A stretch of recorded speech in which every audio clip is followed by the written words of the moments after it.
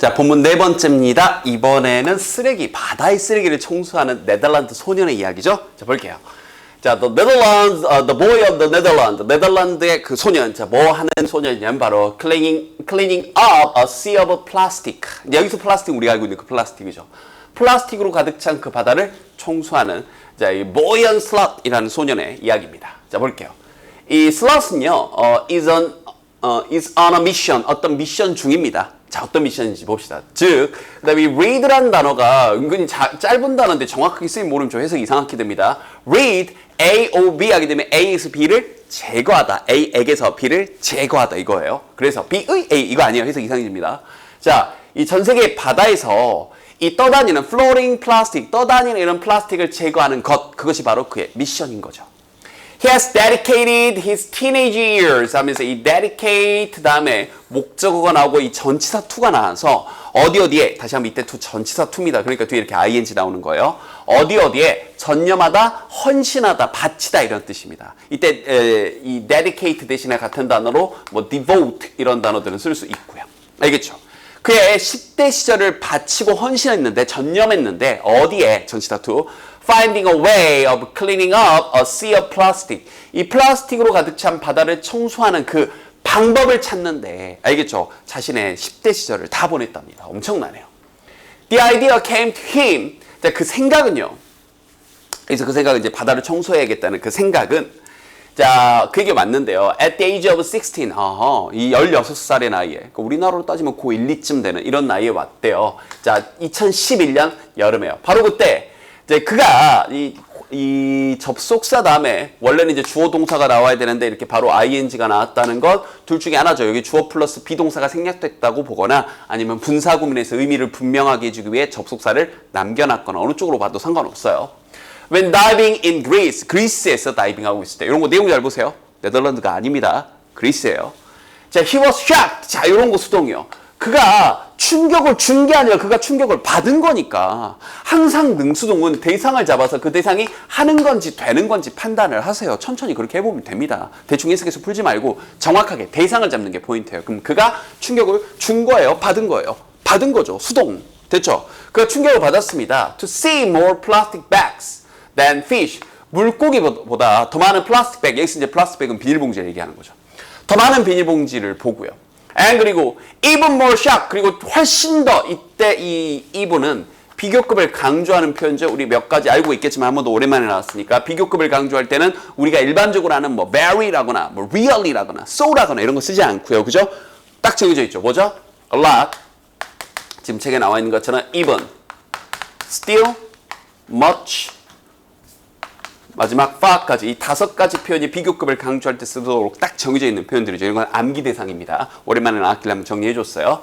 자, 훨씬 더 많은 이 충격을 받았습니다. 이때 대해서 이제 뭐뭐 해서입니다. 뭐에서 충격을 받았냐? There was no apparent solution. 명확한 분명한 해결책이 없었기 때문에. 알겠죠? 이런 것도 내용 잘 보시고요. 그러니까 비닐봉지도 너무나 많고 플라스틱이라든지 이런 게 너무나 많고 또 해결책도 딱 없다. 이것에 깜짝 놀란 거죠. Over the last 30 to 40 years, 지난 한 3, 40년간 그 넘는 기간 동안 millions of tons of plastic, 엄청나게 많은 이러한 이 수백만 톤의 플라스틱이 have entered the oceans, 이 해양으로 들어왔습니다. The plastic items, 이 플라스틱으로 된 이런 물건들이요, are carried by currents, 이 currents에 있는 해류입니다. 해류에 의해 옮겨집니다. In 5 revolving water systems, 이 5개의 이런 물의 시스템, 이렇게 이제 해류라고 하는데 주요한 그게 뭐라고 불려지냐면 환류라고 불려져요. 이게 gyre라고 하는데 사실 이 어근 자체가 소용돌이라는 어근이에요. 이 뭐 어려운 어근인데 외울 필요는 없는데요. 그래요. 이 주요한 이 oceans, 이 우리가 이제 뭐 3대양, 5대류 이렇게 얘기하는데 그 3대양이라거나 아니 이런 이 뭐 대서양, 태평양 하는 인도양 하는 이 주요 바다에 이 환류라고 불리워지는 계속해서 revolving 회전하는 이 물의 시스템, 이 5개의 물의 시스템에 라는 이 해류에 의해서 옮겨진 거죠. 그래서 계속해서 쓰레기가 모이는 겁니다. 그러면서 이제 이번 단어의 또 주요한 문법이 여기서 나왔네요. 바로 이 not only 구조. 자, 다시 한번. 자, not only A, but also B인데 이 but also는 이렇게 생략을 하거나 아니면 경우에 따라서는 여기다가 세미콜론으로 대체하기도 합니다. also만 남았고 지금 but이 여기 생략된 건데 A뿐만 아니라 A뿐만 아니라 B다인데 주의할 건 이때 이 not only를 강조하기 위해서 앞으로 보내버린 겁니다. 그러면 우리가 도치 구문에서 배웠던 것처럼 자, 또 다시 한번 선생님 언제 배웠어요? 네, 배운 기억이 없으면 바로 유튜브 가셔서 포마 도치 구문 보고 오시면 돼요. 그럼 이제 보고 나시면 알겠지만 이렇게 부정어구가 not only 부정어구잖아요. 그죠? 뒤에 있다. 앞으로 튀어나오게 되면 뒤에 어순이 우리가 잘 알고 있는 의문문 어순으로 뒤집어져 버린다고요. 그래서 갑자기 여기 비동사 주어하고 어순으로 이렇게 뒤집어져 버린 겁니다. 이렇게요. 알겠죠? 원래는 주어가 먼저 있고 isn't not only 이렇게 나왔었는데 not only를 강조하고 싶어서 앞으로 보낸 겁니다. 알겠죠? 주의하시고요.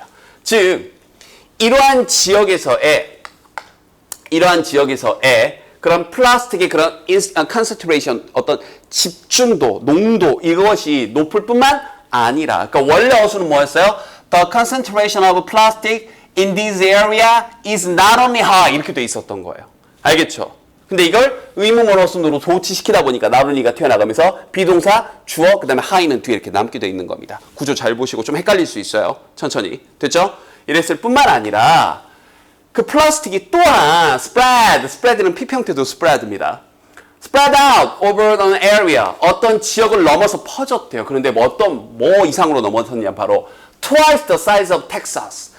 텍사스 주만 하더라도 엄청난데 그 주의 2배 이상 크기 지역으로 넘어가 버린 겁니다. 그럼 여기 지금 어려운 점이 지금 두 가지가 나왔네요. 첫 번째 어려운 점은 뭐예요? 그 지역의 플라스틱 농도, 그 집중도도 너무 높고, 그죠? 또 그 퍼진 이 지역 자체가 엄청나게 텍사스 주 2배 이상으로 넘어갔다. 게다가 열거되네요. 그 플라스틱은 does not stay in one spot. 이때 spot은 한 지점, 한 장소에 머물러 있지 않고 it rotates. 순환을 하는 겁니다. 앞에 나왔던 것처럼 그 gyre 이거 타고 쭉 도는 거죠. These factors. 자, 이러한 요소들이 별표 좀 쳐놓고요. make clean up. 이 청소하는 것을 incredibly 믿을 수 없을 정도로 자 이것도 어려운 구조 좀 자꾸 나오네요. 믿을 수 없을 정도로 challenging 어렵게 만듭니다. 인데 자, 몇 가지 체크할 게 있네요.